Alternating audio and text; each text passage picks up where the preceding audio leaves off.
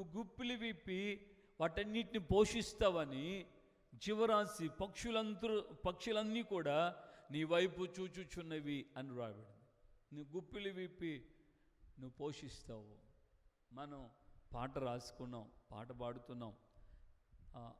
ఆకాశ పక్షులను ప్రతిదినము నీవు ఆకాశ పక్షులను పోషించుచుంటివే గుప్పిలి విప్పి. వాటికంటే ఎంతో శ్రేష్టమైన నన్ను, నేను ఎవరిని, పక్షుల కంటే మీరు శ్రేష్ఠులు అని చెప్పి దేవుడే చెప్పాడు మనకు. ఆమేన్ చెప్దాం గట్టిగా, ఆమేన్ హల్లెలూయా. పక్షుల కంటే మనము శ్రేష్ఠులం.